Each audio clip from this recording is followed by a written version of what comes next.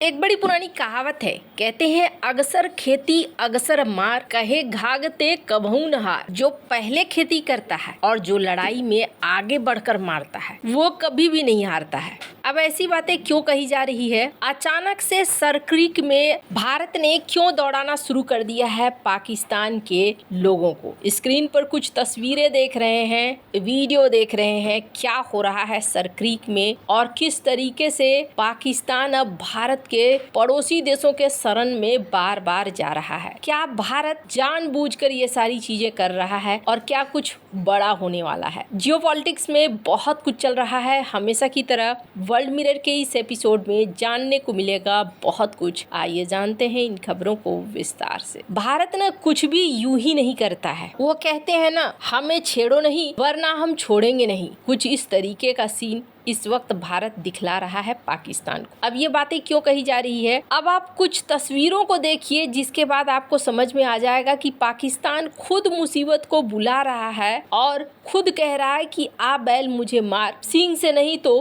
पूंछ से मार, लेकिन मार। एक तस्वीर यहाँ पर आपको देखने को मिल रहा है। बांग्लादेश के आर्मी अफसर के साथ बैठे हुए हैं पाकिस्तान के 2 नंबर के जनरल। ये पहुंचे हुए हैं बांग्लादेश। सबसे बड़ी बात यह है कि यूनुस सरकार जब से आई है तब से पाकिस्तान के लिए बहुत आसान हो गया है। पिछले 50 सालों में पाकिस्तान के सेना के लिए बहुत मुश्किल था बांग्लादेश का दौरा करना, लेकिन अब गाहे बगाहे आराम से ये फ्लाइट लेते हैं, उतर जाते हैं। वीजा की कोई जरूरत नहीं है, प्रोटोकॉल्स की बहुत खास जरूरत भी दिखती नहीं है। अब ये मैं क्यों कह रही हूँ, एक मिर्जा ही नहीं बल्कि इसके पहले भी आर्मी चीफ के साथ हाथ मिलाते हुए आप देख रहे हैं जिस शख्स को, ये भी पाकिस्तानी आर्मी का एक बड़ा अधिकारी ही है। तो अब आना जाना इनका लगा हुआ है। ये बार बार आ रहे हैं, जा रहे हैं, पर इस बार जो ये 2 नंबर के जनरल पहुंचे हैं ये चिकन नेक की यात्रा करेंगे। चिकन नेक में कहाँ पर यात्रा करेंगे?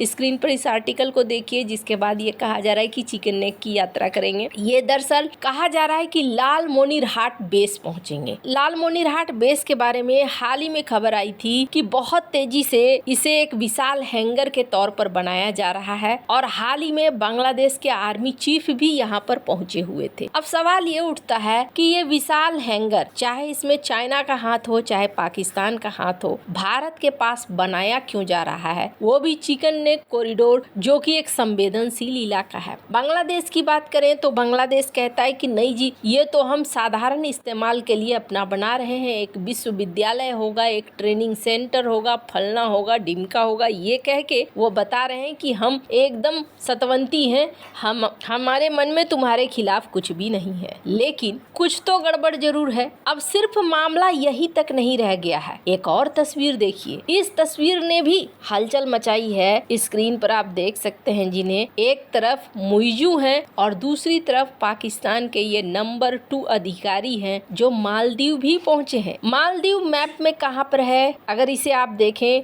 तो ये रहा मालदीव, भारत के एकदम करीब। मालदीव, बांग्लादेश, पाकिस्तान, चाइना, यानी पाकिस्तान कुछ ज्यादा ही एक्टिव हो गया है। ये काम चाइना किया करता था पहले, लेकिन चाइना इधर कुछ दिनों से शांत है। जब से ये इकोनॉमी का युद्ध शुरू हुआ है, ट्रेड वॉर शुरू हुआ है और श्रीलंका में मुंह की खानी पड़ी है, तो चाइना ने थोड़े हाथ पांव समेट लिए हैं। लेकिन अब बहुत ज्यादा एक्टिव दिख रहा है कौन? पाकिस्तान दिख रहा है। ढाका के साथ ये इकोनॉमिक टाई भी आगे बढ़ा रहे हैं। वहीं मालदीव के साथ किस तरीके के रिश्ते बढ़ेंगे? मालदीव के साथ इनके डिफेंस के संबंध आगे बढ़ने की बात हो रही है। अब ये जो घटनाक्रम आप देख रहे हैं, इस घटनाक्रम में एक बंदा तुर्की ये तो लगा हुआ है, तुर्की के अर्दोगन ये मालदीव में भी, बांग्लादेश में भी, पाकिस्तान में भी अपने पैरों को घुसेड़ने की कोशिश कर रहे हैं। पर मजे की बात क्या है, ये सब कुछ पाकिस्तान तब कर रहा है जब पाकिस्तान के पास पैसे नहीं है। स्क्रीन पर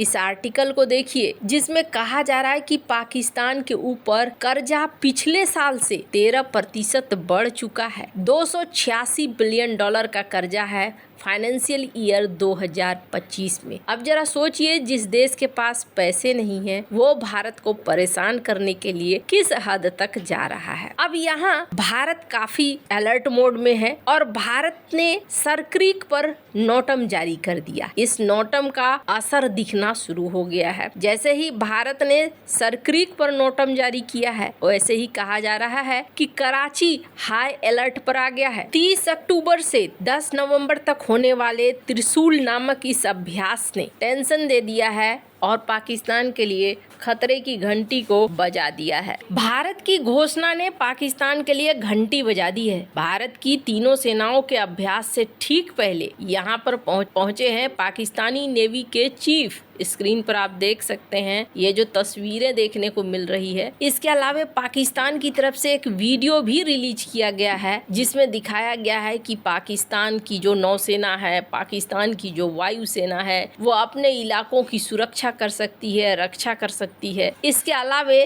यहाँ पर आधिकारिक तौर पर 3 एडवांस 2400 TD ओवरक्राफ्ट को पाकिस्तान की नौसेना में शामिल किया गया है। ये होवरक्राफ्ट क्या करेंगे? ये उथले पानी, रेत के टीले, दलदली तटीय क्षेत्रों में चलने के लिए खास तौर पर डिजाइन किए गए हैं। सरक्रीक का इलाका अपनी इन्हीं खासियत के लिए जाना भी जाता है। अब यहाँ पर एडमिरल अशरफ ने अधिकारियों और जवानों का मनोबल भी बढ़ाया और कहा कि हम रक्षा कर सकते हैं, हम डटे रहेंगे। पाकिस्तानी नेवी चीफ ने दिखलाया कि ओवरक्राफ्ट हमने शामिल कर लिया है, ये हमारे लिए बहुत बढ़िया है। खैर, अब यहाँ पर हाई प्रोफाइल दौरा होना शुरू हो गया है। हाई प्रोफाइल दौरा होने का मतलब है कि ये जो इलाका है, अब ये इलाका चर्चा में आने वाला है। अब क्या होगा आगे, कुछ भी कहना बहुत मुश्किल है, लेकिन सरक्रीक में भारत के सेना का भी इस तरीके से युद्धाभ्यास करना और पाकिस्तानी नौसेना का भी इस इलाके में पहुंचना एक संकेत जरूर दे रहा है। और वो संकेत ये है कि यहाँ पर कुछ तो मामला है। वैसे आज से कई साल पहले कहा गया था कि सरक्रीक की जमीन और पानी में तेल है और इस तेल के लिए भारत और पाकिस्तान दोनों मिलकर अगर काम करें तो तेल निकाला जा सकता है। क्या कहीं ऐसा तो नहीं है कि यहाँ पर तेल उत्खनन करने के लिए अमेरिका की भी नजर हो? क्योंकि आपको याद होगा डोनाल्ड ट्रंप ने एक ट्वीट किया था और कहा था कि हम पाकिस्तान में तेल निकालेंगे और क्या पता एक दिन भारत पाकिस्तान से तेल खरीदेगा। तो पाकिस्तान के पास अपना तो वैसा कोई रिजर्व वगैरह है नहीं, लेकिन सरक्रीक के बारे में और इसके आसपास के इलाकों के बारे में कहा जाता है कि यहाँ संभावना हो सकती है। वैसे जियोपॉलिटिकल वर्ल्ड में कुछ भी लिखा हुआ नहीं होता है और आधिकारिक नहीं होता है। कई घटनाएं पर्दे के पीछे होती हैं और ऐसा ही यहाँ पर देखने को भी मिल रहा है आने वाले समय में, लेकिन बहुत कुछ देखने को मिल सकता है। आपको क्या लगता है इन सब मामले में? आपकी क्या राय है? कमेंट कर जरूर बताएं। जल्द मिलते हैं अगले वीडियो में नई खबर के साथ।